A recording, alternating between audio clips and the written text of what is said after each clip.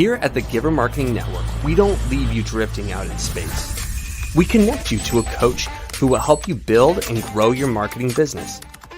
Our process acts as a guide on how to connect with other businesses, maintain good relations, and establish a presence on the Giver Marketing Network. Each member within this collaborative group will have the opportunity to leverage your talent and influence, a true network effect. If you are looking to collaborate on more projects, welcome to the Giver Marketing Network, the most trusted and highest rated collective of specialists on the planet. Here we have a group of like-minded professionals who focus on making valuable introductions and helping each other grow by teaming up. Imagine Upwork meets a network and a coach. The talent collectively includes services like visibility and SEO, creating logos, designing websites, managing social media, outreach messaging, visual storytelling, and much more. Think of what you could do with laser-focused allies strengthening your business while offering your talents to the entire network. Click near this video for more information.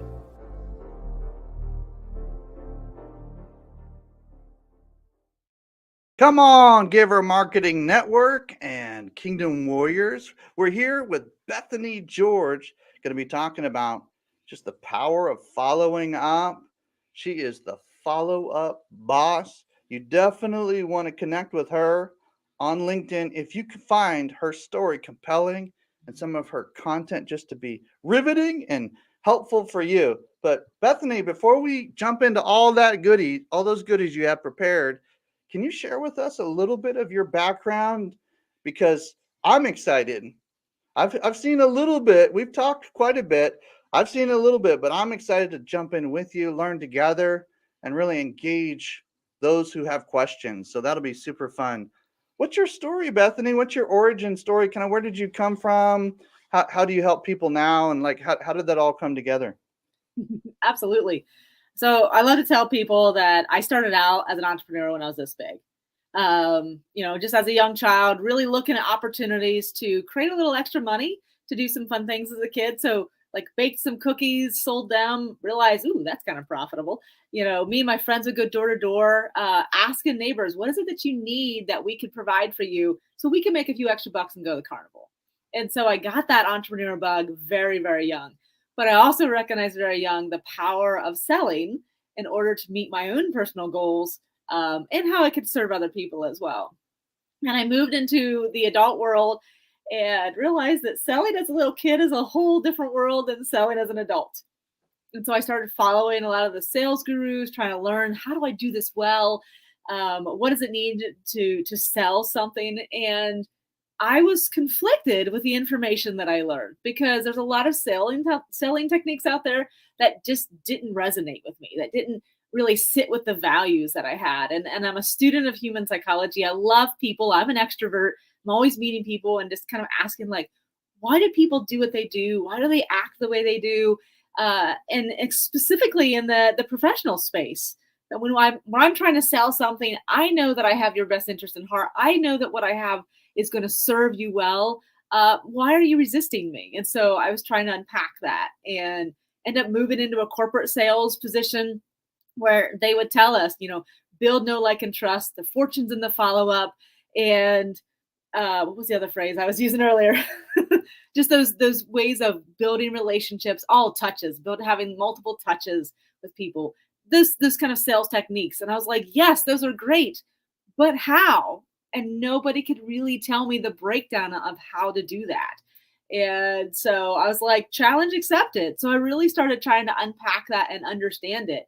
And when I left that particular position, I was looking at, do I create my own business? And I asked myself, what does I love doing? Meeting people. What is it people need in this space? They need to better understand how to connect those relationships they're making with the professional goals that they have in mind. And what I recognize is the bridge for most of us is selling what we offer. But too often that doesn't align with our values. And what I really found is that I work really well with these service-based, passion-based business owners who are like, I have something of true value. You know that this will help solve your needs. Let me help you, and let me help me help you, kind of thing. And that those people I can do just magic with. I love this. I love this. I've heard it said that selling is serving if you do it well. I've heard it said that marketing is like pre-sales communication. And today we're going to talk about how to kind of bridge that gap and kind of how to make that sandwich really come together. So this is going to be super fun. Bethany, I know you got some visuals for us as we jump right in and start bringing some of the goodies. Do you want Christine's going to bring that up? Great. Thank you, Christine. And, walk us through a little bit. This is, of course, the name of your company is The Follow-Up Boss.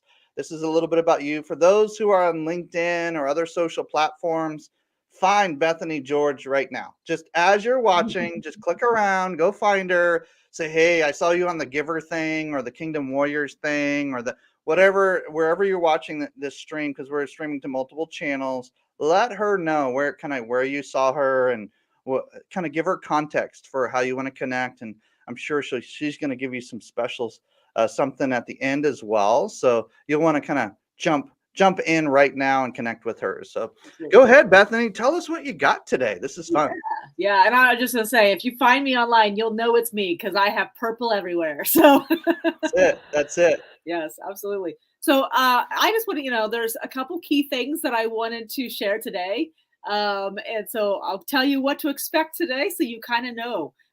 I really want to break down this concept of marketing versus sales. This is a place that I see gets confusing, gets fuzzy for a lot of business professionals. So I'll kind of talk about what my meaning of those two words are. I'll also talk about how nurturing or follow-up is not just about sales jargon. We are all just exhausted by feeling like another transaction and when we're looking to buy something, so is our people. So like, I'll talk about how to get out of that trap. And then the third thing is I say, don't waste your time. Basically what I say is if you put effort and time into getting leads in your business, don't lose them because you don't follow up with them. So we'll look at that a little bit more. It's got some good stuff. And I know Timothy and I were talking about the difference between sales and marketing, and this space can be real fuzzy for people, and different businesses, this looks different. But for me, marketing is when you're talking to the general audience that you have. And this can be on multiple different platforms or different ways. But when that messaging is intended to speak to everybody, you're in the marketing space. When you're looking to talk to an individual, you're in a sales space. You're in a sales conversation. And it's really important to understand the differences so you know what that communication gets to look like. And then sales jargon. Oh my gosh, there's so much of this. And even when I'm talking about this, sometimes I get a little hesitant because there's a lot of language that we use: leads, prospects, sales funnels, words like that feel very transactional. And we can talk about that when we're talking about our businesses. But when we're talking to the people, we don't want to be using that language. We don't want to be using language like I'm following up, I'm checking in. We want to be relating with them. We want to really understand who they are. And the way to do this, I saw this recently and I just loved it so much. It's the 4 elements of trust. And this is a really good way to speak to people in a that just feels more relational. And so like the 4 elements of trust are your expertise. Most of us are great at that. We're really good about talking about what we are good at and what we're passionate about. So, make sure that's in there, of course, but that's not the only piece of it. Consistency is another piece. Showing up when you said you're going to show up. Doing the things you say you're going to do. Be consistent to gain their trust. Honesty. Ooh, this is a good one. And this sometimes means admitting when you're wrong. And I'll tell you one question I have quite often is in the follow-up space is, what do I do if I forget to follow up? And I tell them, admit it. Hey, I know I was going to check back in at 6 weeks and here we are at 3 months, but I'm here. Let's talk. It's okay to admit you're wrong and you don't have to dwell on it. And lastly, and sometimes the thing I think is most missed and maybe most important in this space, show that you care. And this means sometimes being able to tap into a little bit of that personal side. Sharing. What do we do, Bethany, when people are kind of used to maybe that corporate shield, where honesty and caring, really not a part of the culture. Do we just throw them like 15 Simon Sinek books, or like how do we help people come out of that? Is there any thoughts or ideas that helps people that are kind of stuck in cold corporate like protection mode? Like how do you help people do that? I actually talked about this a little bit recently. I was talking about social capital, which is it's related, but one of the things I shared was when we are interacting with another human being, even in a corporate space, even in a professional space, sometimes we forget and we operate in this like professional mode. That's kind of this corporate business mode, but that's not who the person across from you is relating to. That person is relating to you, the individual. Even if you're representing a company behind you, you're still the face, and you, that personal individual, is what they relate to. So being able to find those personal connections is what makes that tie. And I have one more piece to add to that. I know you're like, oh, you're going to love this piece, Timothy. So here's the thing, and I know you've heard this. We are emotional beings that rationalize our decisions through logical decision making. And this is in business too. Even in business, we make emotional decisions. Like everything starts emotionally and then it moves up into our head and kind of circles around. I mean, how many times I'm totally tracking with you. How many times, put it in the comments, ladies and gentlemen, do you remember people's names or their company name initially? Is it people's names or is it the company name initially? Now, look, you want to know both at some point, but oftentimes the person that you're meeting, that getting to know, like, trust, kind of some of the famous Bob Burgs and then Jim Collins, and these phrases that we come up with that really help us understand the importance of this. Simon Sinek, you have a quote on your LinkedIn profile, Bethany. It says, if you don't know people, you don't know business. Yes. So this right here, and go check it out. Go check out her LinkedIn profile, guys. Ladies and gentlemen, the quote alone is worth just going and checking it out. Like screenshot it or whatever you're going to do. But that honesty and caring piece, I think, is really, this is where some people thrive and they really are great at it from the early days, but then others have to work at it a little bit more, bring in the empathy component, kind of get out of like rigid, like busy business mode and get into like, hey, tell me a little bit about yourself, because I actually care. And I know that if I can care, and you're going to talk about being curious later, if I can care and be a little bit more curious, then maybe this is going to go better for both of us. Mm-hmm. And essentially we're interviewing each other, which is something you're going to touch on as well. But this is where it all starts, right here, where what you're talking about. Bethany, this is so good. Ladies and gentlemen, screenshot this or let us know which one of these four you want to be working on even now to take your game to another level. Which one of these four do you want to take to another level even now? Put that in the comments. We want to see your feedback. We want to hear from you. We want to understand kind of where you're coming from. And so we can be kind of supporting you in that. That'll be good. Yeah, absolutely. Yeah, and curiosity. That's a word I use a lot. So that will come up more. All right. So here, this next slide is going to be great. Are you ready? So I talked about you're going to learn about the difference between sales and marketing, talked about sales jargon, and I also talked about let's not waste our time. We put so much time and effort into getting leads in our business. And I see this all the time when I'm working with my clients and something's not working in their sales process. They're not reaching their goals. Their first thing is, I need more leads. And I'll tell you, the majority of the time when we start looking at their sales process, it's not the amount of leads they're missing. It's this piece. They aren't taking those leads on the journey. And a lot of times we think of a lead as someone who's like ready to buy, but only 2% of people buy in that first contact. They have to have already been pretty far on their journey and just looking for the right, solution, like the right solution right now. So, if you've got a leaky basement and the guy shows up at your front door, I help with leaky basements. You're like, I've been looking for you. Come on in. That's so rare. Look at the compounding effect on those numbers, ladies and gentlemen. Yes. I mean, you get a 50% bump just by following up once, and then you just about double after that, and then you double again. Goodness gracious. I mean, the numbers on this, what are they? I mean, other people will say, look, in the first, connection once or twice, you might get 1 to 3%, which is what you're saying there, that will buy pretty early. And then it starts 5xing and 10xing if you're not, if you really start looking at the numbers, and you're not, the numbers here say the same exact thing. So, wow.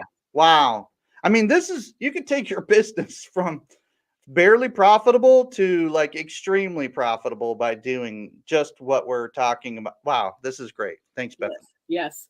And you'll notice that last statistic, only 8%, and this is in the sales to sales people, but like 8% of people don't make it past 5 interactions. Woo! Like you can stand out so tremendously just with this piece. Oftentimes when we work with clients, they're asking us for more leads. And then I immediately, our team and just different lead generation professionals and specialists. And I, as a coach in the room, I have to, like, it's my responsibility to ask this question. What are you doing with your current leads? Yes. I have to ask that question because it's literally unethical for us to generate more leads if they don't nurture their current leads well. Right. And I'm not saying they have to be perfect, Bethany. You know me. We're not talking about perfection here. We're just talking about just basic follow-up, at least 3, 4, 5 follow-ups at some point. And it could be very minor follow-ups. Doesn't have to be major, like a big to-do. It just needs to be touch points that let people know that you haven't forgotten about them. So this is great. Yeah, those touches that show that you are your expertise, that show you're consistent, that show honesty, that show caring. Yes. And yeah. All right. Yes. So I guess the next big question is, why don't people do this? Ooh. Big question. Why doesn't get hot in the kitchen here, Bethany? I don't know. What's interesting is I have people sometimes when they see my business name and they're like, I think they feel called out because a lot of businesses don't know how to follow up. They don't know how to nurture those leads. And it's just not talked about enough. And that's why I stepped into this space. And there's a number of reasons why we don't. Fear of rejection is real. I mentioned we are emotional beings. We get to acknowledge that if something doesn't feel good, we're going to avoid it. And so if you don't have a good way of having those touches, of reaching out, and people give pushback because consumers are tired of sales jargon, right? I mentioned they're tired of just checking in. Like, oh, please stop saying that to me. They're going to push back. It's not going to feel good. You're not going to keep doing that. It's feedback that you get to find another way. So how do we do that? That's the next piece. They don't have a process. They don't understand, what am I supposed to be saying here? It's a big question I get. And then the next piece is simply they forget. They try a couple times. Someone says, okay, I'm interested, but I need to wait 6 months or 6 weeks or whatever it may be. And that comes along, you're busy. There's a lot of things going on and you just simply don't remember. And then the last piece, and this is huge, they don't see the value. And honestly, what it boils down to is our number one most limited resource in business is our time. And it feels like follow up and nurturing takes time. And I just don't have time. And I need to see that ROI. And I'm just going to go chase more leads because that feels easier than to work on these leads I have, which I don't know how to follow up with anyways. And I keep forgetting. So it's easier just to find more leads. Oftentimes the questions that we see coming through, and I'm sure you see it, all of us see it coming through, is how do I double or scale my business? And really what you're talking about here is a kind of a bottleneck or a roadblock that would help you double or scale your business pretty quickly. Actually, it's not that difficult on the surface to double a small business. because generally we're not making, millions and millions and millions and millions of dollars with a lot of moving pieces. Generally, we're making somewhere under $10 million. And to be able to double that, if you have a good product or service, is actually pretty straightforward. And what you're seeing today is one of the main keys to doing that. So with that being said, I'm gonna say it, Bethany. We're gonna call ourselves out. Okay. And I'm even going to answer this question live. Okay. I'm just going to be super transparent.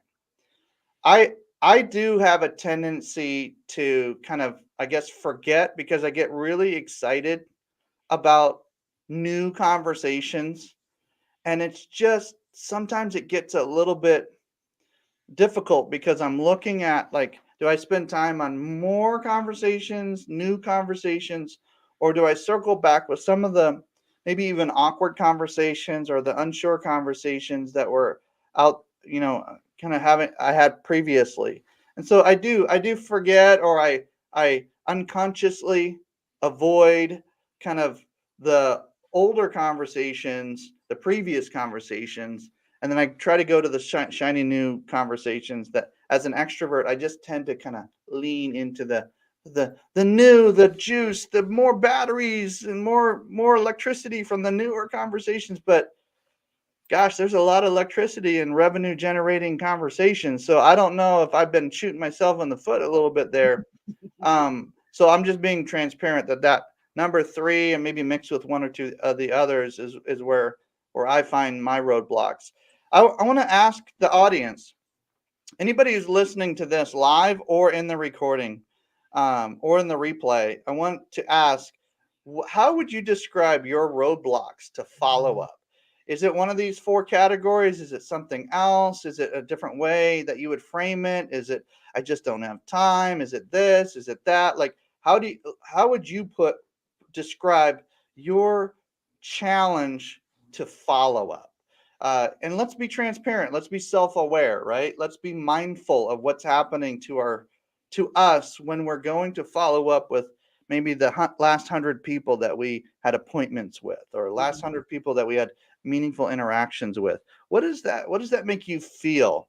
And you're like, oh, I didn't want to come here for a therapy session. Well, too bad. You're in the middle of a business therapy session because Bethany has a lot of the psychology and the emotions of some would call sales or marketing, kind of this biz dev world where you're nurturing before, and we haven't even talked about nurturing after the sale either. So there's a nurturing sandwich that happens, that if you don't get the front end of the nurturing, where you're just nurturing great prospects and folks that you're supposed to be should be following up with, good luck trying to create a buyer, a journey that everybody could get excited about after the sale. Because if you don't have the front end, then how in the world are you going to even, like, I don't know. It's just, there's a lot here, but at the end of the day, we need to break through some of these barriers.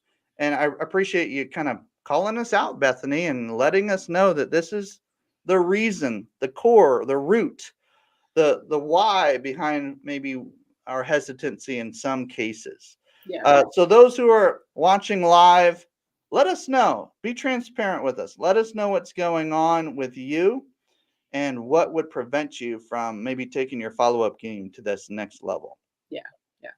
And I'll just add one quick point to that. I actually was talking with a gentleman who is also like a massive extrovert like you and I.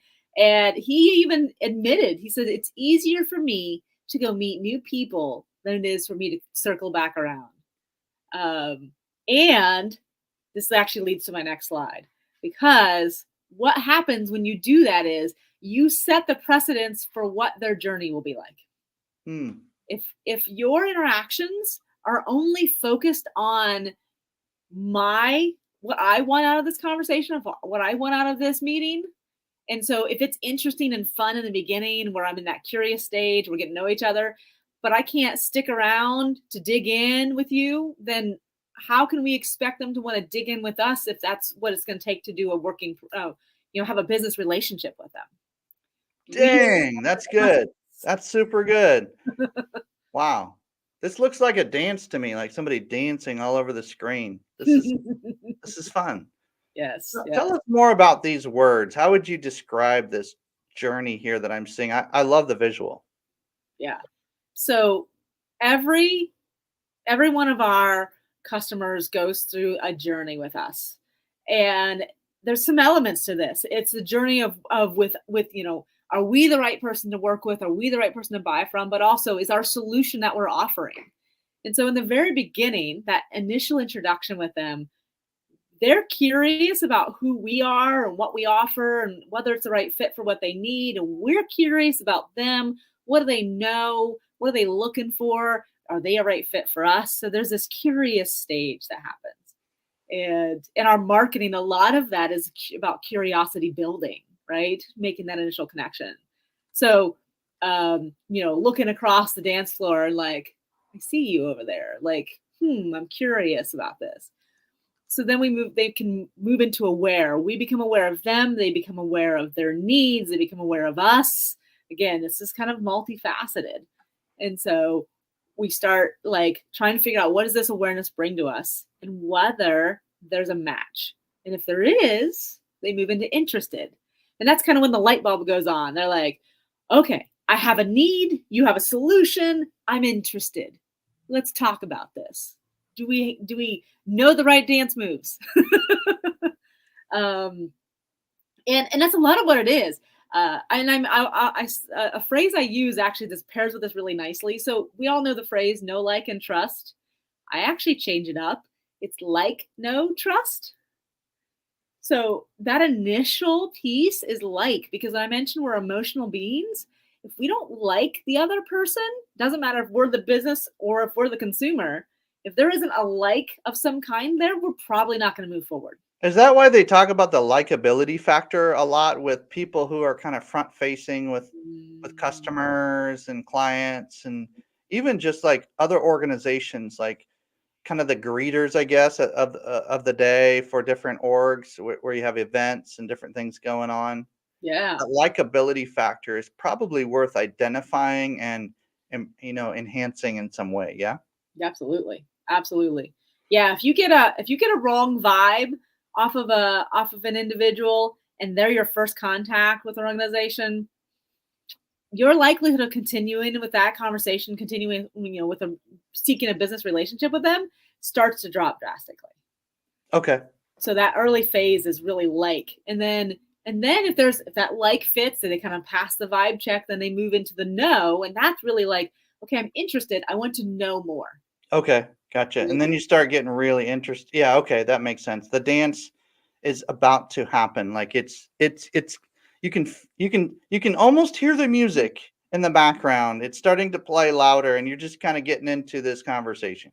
Gotcha. Hmm. Yeah, you're right, and exactly. And it's like, okay, so tell me more. What does it look like? Is this a right fit? And again, they'll continue moving forward and like, okay, I'm ready. This is a match. We're good. I'm ready. What does it take? Sign me up, right? And that last stage, committed, is literally, with this dance metaphor. You put out your hand, they take your hand, and you move on the dance floor, and it's happening. It's It that. is happening. Yeah. It's happening right now. I can't believe this. This is good. This is going really well. Had a conversation recently with someone last week, and they had found us online. We swapped stories, and this process went very quickly because we had a lot of our pieces in place. And we're meeting later today and deciding whether we're going to be connecting weekly or monthly, and kind of what rhythm. And we're essentially we're already dancing. We're just deciding how how much more of this we want to do. And that experience, this buyer's journey you're talking about, is just, it can happen super quickly, or it can happen over a period of literally months or years, Yeah. depending on how you're kind of tracking everything and continuing the conversations.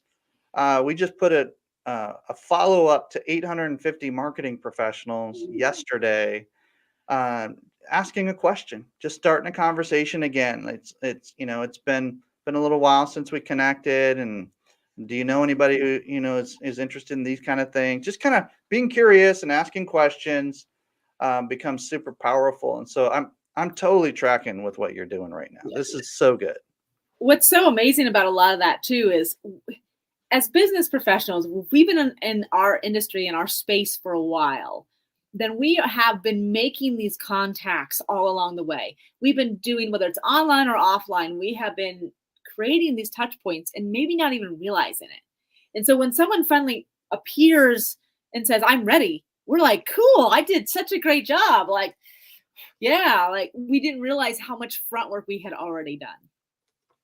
And a lot of times those things have been happening in the background for years. But if we become very conscious of it, then when we meet somebody for the first time, we can actually look at what does it take to create this journey with purpose and intention. I think one of the hardest things for some business owners, maybe not all, but certain personality types, is to kind of, the phrase stepping over a dollar to pick up a penny. Mm, Sometimes we think more such short term, like, are they going to buy right now, that we end up saying something that literally frizzle fries the long journey, yes. which most good customers and clients will have a longer journey. So just the thought process of like, this is a long-term, like, potential dance partner for a long time. Like, this Yes. could definitely become a thing. So that mindset, I think, is really important in this particular visual, knowing that, okay, I'm going to have this conversation. They are asking buying questions. They are curious. They're aware. They're interested. They definitely feel like they're ready. But let's make sure that we both understand that this is the right timing for this solution to this issue. Yeah. And I don't want to burn the bridge and go for the gusto, like, close the sale now, otherwise you're a loser. That mindset is just toxic. Like, it just doesn't help anybody, even if they do say yes. The buyer's remorse is much higher. They're just like wondering whether it's the right thing. It's like somebody getting forced to get married or something. It's like, oh my gosh, like, what just happened? Like, I don't even know. Like, look, what Bethany's bringing here today is a real classy journey that feels right. It just makes sense emotionally and logically. You don't want to remove one or the other. So appreciate that. What other pieces do we have today, Bethany, as we wrap up? Yeah.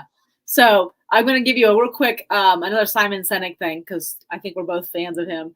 Come He on. talks about there's two ways to get people to take action. Like, if we are trying to initiate someone to take action, there's two ways of doing it: fear or motivation. And this is 100% the case in sales. We have a choice as business professionals how we motivate, or how do we, get others to take action. And we can choose to use fear and fear-based sales techniques, which is manipulation, which creates a negative experience from the get-go.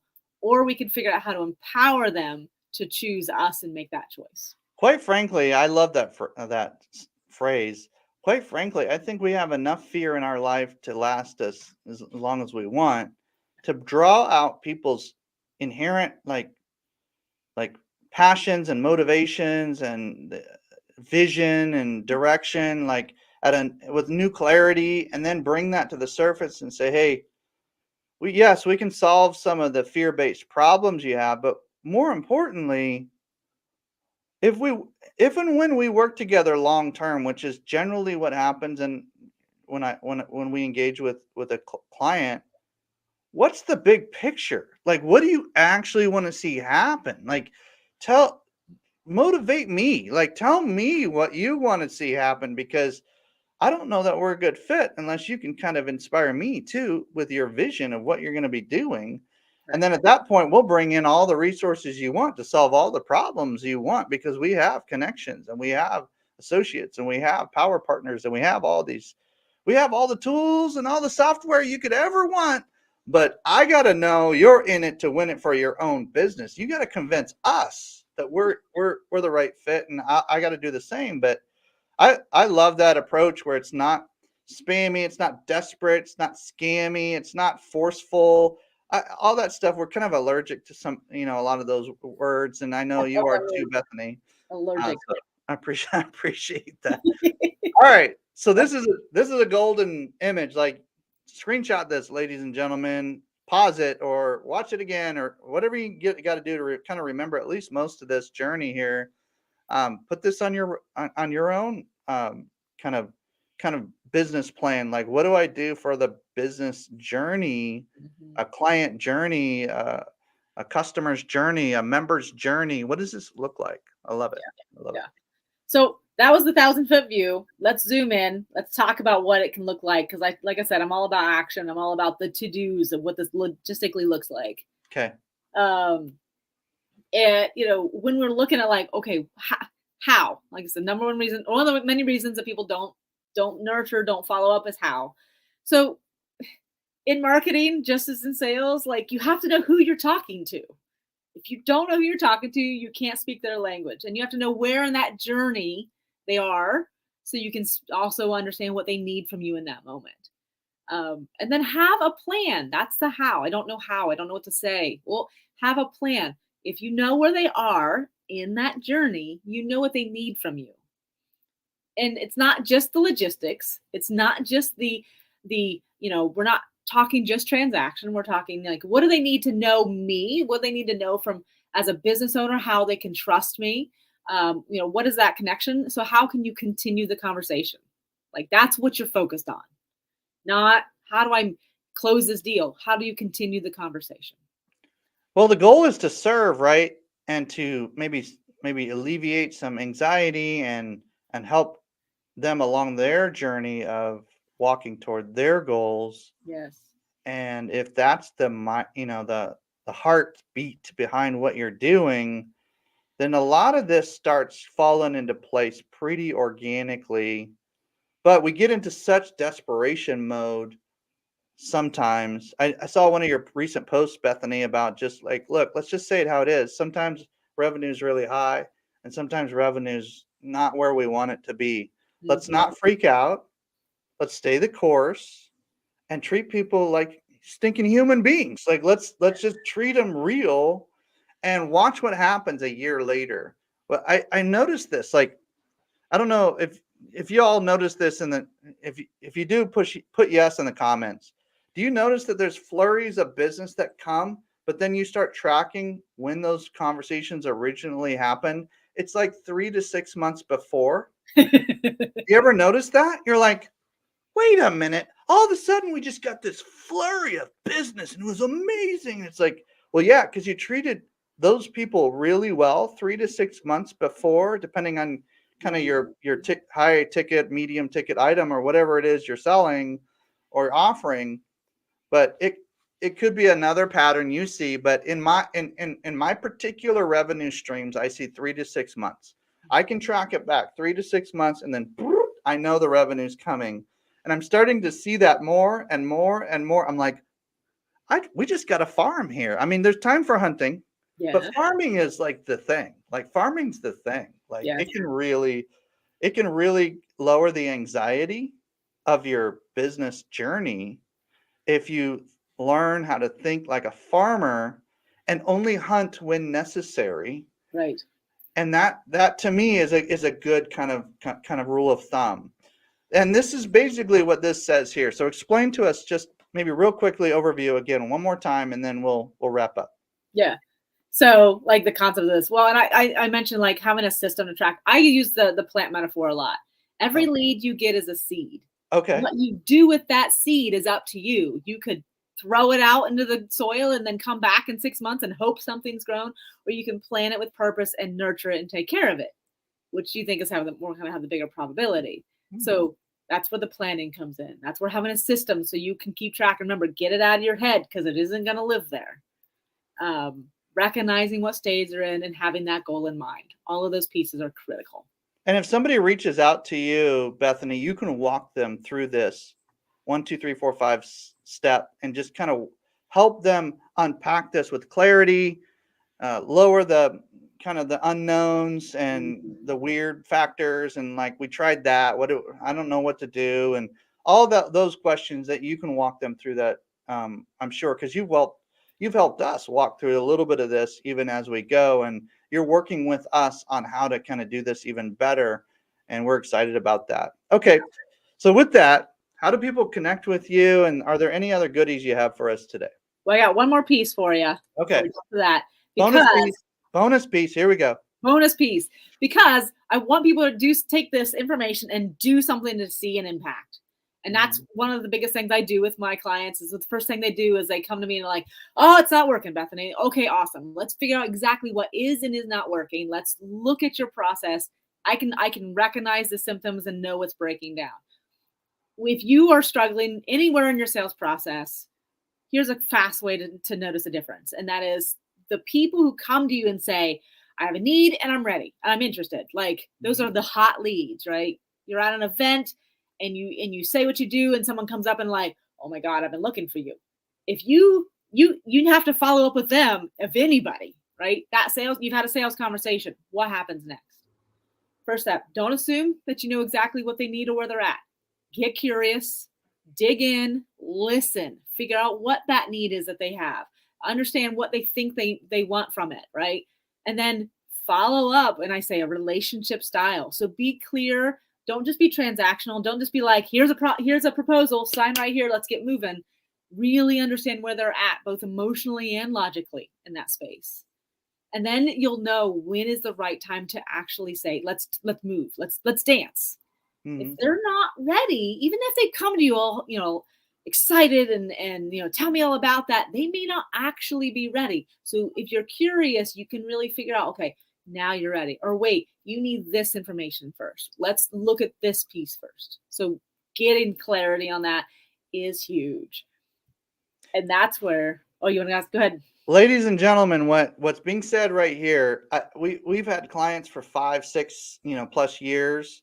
And oftentimes those people are sitting there watching you and experiencing how well you take care of them before the sale.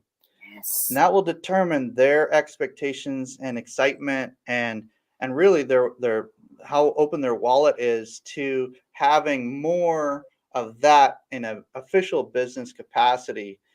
This is gold because you'll end up with clients you love working with. You'll end up with clients that aren't going to be here today, gone tomorrow. They're going to be around for a while. It might take a little bit longer to farm like this and to plant the seeds and water and kind of keep tending and working. And it won't always work out perfectly, but a majority of the time, the way humans are designed is what Bethany is talking about here. Yeah. And so if we treat people with respect, we often like to say after an initial conversation, hey, are you open to a part 2 of this conversation?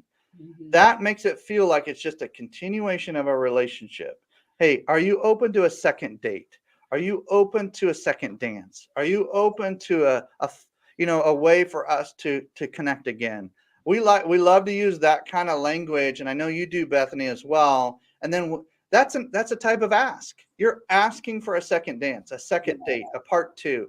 You're asking for the next step. You're not asking for the sale so early that they're like, whoa, like, what am I, a number to you? Like, come on, like, ask me a few more questions at least.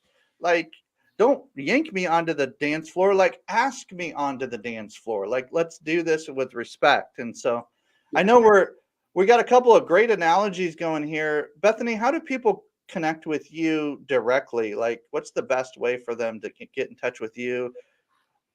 Pop right over here. And I know we had a question too, which actually will play this a little bit. So one of the things, so what I have an offer for those who are watching this either live or the recording, and that is a sales clarity assessment. This is usually something that I offer for a fee, and I wanted to offer for this group. And what basically we do is I give you a quick little questionnaire, and we figure out where is your biggest pain point along this journey. And we really figure out like what is a couple things that we can just tweak to get you seeing those numbers increase, seeing things working better for you, seeing things working more effectively, and just feel more aligned. Love that.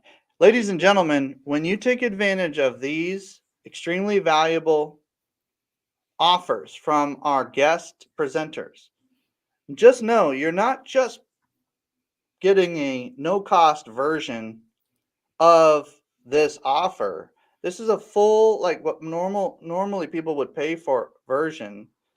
Uh, and pay attention to how she does what she does, not just what she says or the session itself or the conversation. Pay attention to how she's doing it, how the follow-up is happening, how the interaction is happening, how you feel. Pay attention to the whole process, not only what is said in the meeting, but what happens before the meeting, what happens after the meeting. Pay attention to like her process. Just by doing that alone, clicking, popping your name in, saying, hey, I want to connect with you.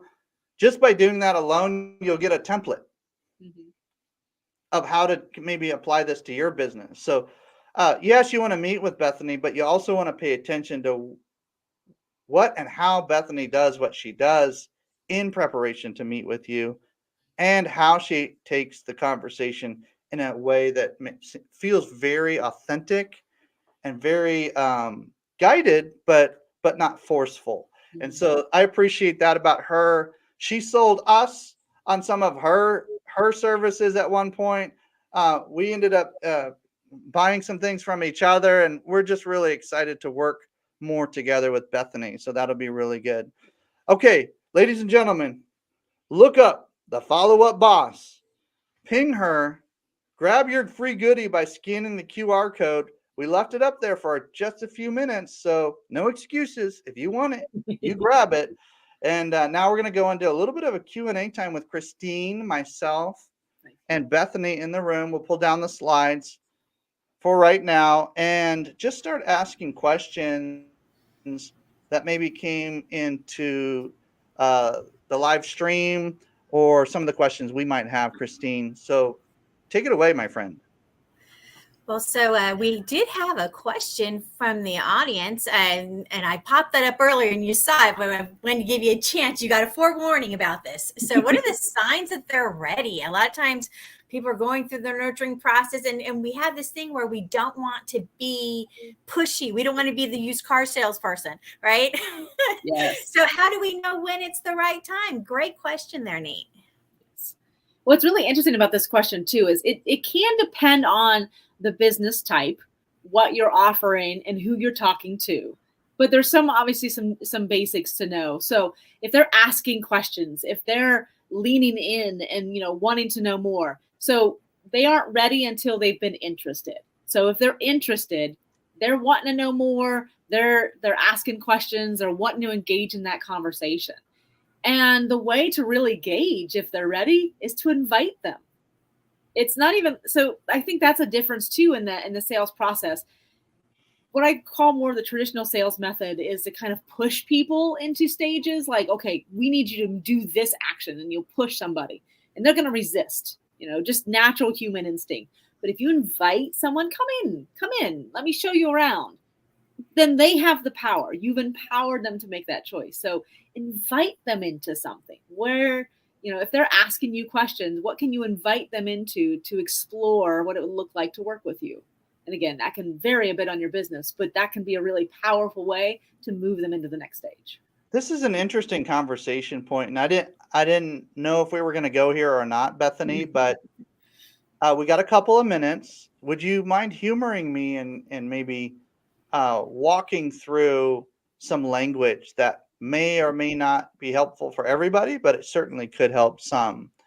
I've heard it said that just simply ask, like kind of what you were saying, simply asking question, when would be a good time to get started on this that we're discussing? What time frame did you have in mind? Whether we work together or not, what time frame do you have in mind to kind of move the needle on this? Mm-hmm. And that question, I think, is maybe underutilized, and just asking when people are ready, like you were just saying. Right. Is this something you're ready for sooner, or is this something you're kind of going to wait on for a while and and let fester? No, I'm just kidding. But like what's the time frame? Like are you ready, or do we need to have another conversation and dig a little deeper? I've also heard it said that it's not a bad idea to use phrases that are super genuine but also they have a bit of a kind of an upside down psychology to them. Someone call them reverse psychology. Like, it is what it is. Like, I need reverse psychology. My wife uses it on me all the time just to get me out of my It's unstuck. my stuck brain, right? Like, hey, what about this? I've heard it said that if you just if you try asking various versions of questions like, why wouldn't we work together? Is there any thoughts that might come to mind initially in our conversations where we're just not a good fit? And that is a type of reverse psychology question, but it's a real one though. At the same time, it's not a trick. It's not a spammy thing. It's not a weird thing. It's a real question. Like, is there a reason why we wouldn't? Can you tell me, like, is there any hesitations you might have or reasons why we wouldn't work together? If there is, it might be just as easy to refer that person to somebody else. Because if there's, so I'll just leave it at that. But I think there's a classy way to do things. And then there's a hard and fast, like, just say it this way with this tone and you'll get all the sales you want. And it's like, maybe if I'm your personality and I'm not sure I want your clients, like the way you're doing that, I don't know I could even handle myself, much less my clients, if I did that. Like, I'm not sure that that's for everybody. I'm sure there's different strategies for different people. I get all that.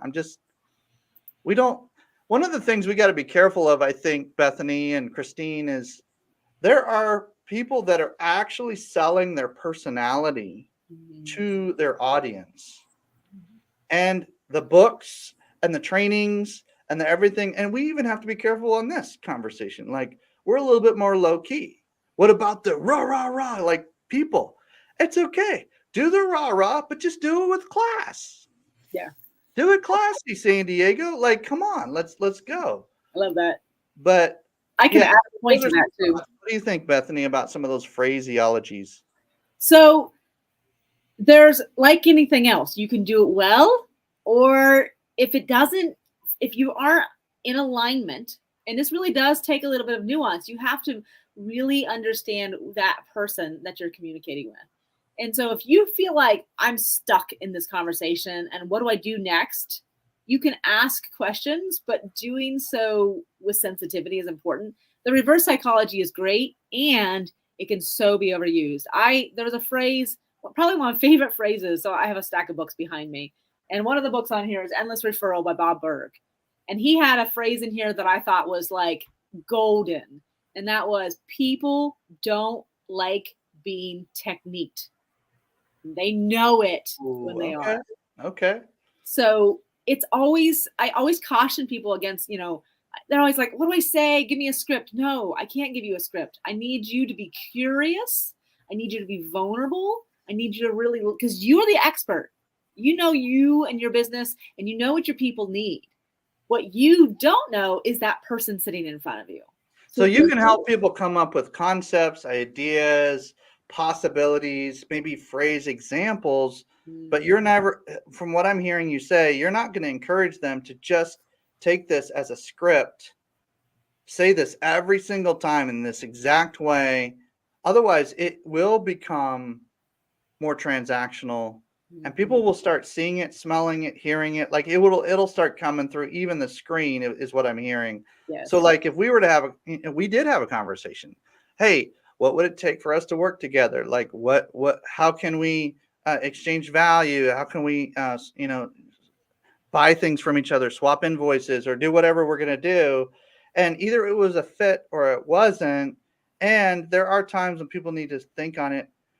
How do you treat people differently or the same based on their personality? What if they're like a thinker? Like, I'm going to sit here and I have to sleep on it. Yeah. How do you handle that with class when like it's a good fit? Like, how come they don't know it? Like, what do we got to do here? Like, how do you handle that when somebody's kind of dragging their feet, maybe, but not really? They're just they just need one day to kind of think about it. Yeah. How do you handle that? I think so. I have a great example of this, and this is actually for my own business. So I had a client of mine that I currently work with that she was a solid yes. She's like, yes, I want to work with you. We're in, love it. Send me information. And so I sent over the proposal and the the invoice and all that sort of stuff, and then I waited, and no response. And so after like 2-3 days, where most people are like, okay, I'm going to follow up, but like, what do I say? And so the generic, usually the email is, I'm following up on the proposal I sent you. And so I really thought about it from their perspective. Where do I think she's at right now? What is her headspace as best as I understand her? And I know that there's lots of moving parts in her business. And so my email was, want to make sure you got the proposal. Did you have a chance to look it over? Do you have any questions? Pretty standard, pretty easy, right? We got it. We're looking it over. We're awesome. Brilliant. Week goes by, still no action. Okay. Back in her head. What do I think is going on? What is happening? And, so then my next outreach was, I had to remember my desire in this moment had nothing to do with what was going on with her. I wanted her to take action. I was excited to work with her, but my pressuring her isn't going to make it feel good or make it happen faster. And so actually my next email was no rush, because I knew when she was ready, she would take action.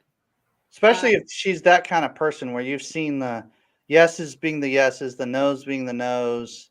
Yeah. And then there's other, like, it seems like that's a great example. It seems like there's other people as well where you can kind of tell they're blowing smoke. Mm-hmm. Mm-hmm. Do you ever in a kind of a classy way kind of call them on that? Like, how do you nurture well without being like, I'm a fan of snarky, but not rude. Like, can you help me? Like, my tendencies on that? Well, what's interesting too is, why do you think people would be making up excuses? And one reason people make up excuses because they don't feel comfortable or safe saying no, I'm not interested, because they've been so used to being techniqued. They're just, I just want to know what your objections are so I can overcome them. I don't want to tell you my objection because I don't want you to fight with me. I just want to get out of this conversation. So I'm going to make an excuse, put you off till next week, and then I'll just ignore you. Then I'll just ghost you. Hence the dance analogy. Okay, I got you. Yeah. All right. So if you see that, if you feel like that's what's happening, then it's a matter of like, okay, what don't they feel safe around?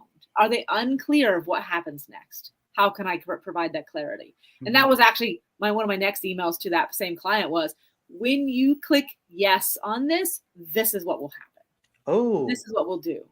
Oh, so this is all authentic, ladies and gentlemen. This is all real stuff. This is not, sleight of hand. This is not some magical pieces that you click on. This is not clickbait. Like, this is the real conversation around how to actually treat people in a business setting for long-term success. When you're selling a couple $1 million house, or you're selling a few dollar widget that you sell millions of. Like, it doesn't matter. Like, whatever it is, treat people. Yeah, I love this, Bethany. And we're out of time for today. It is top of the hour.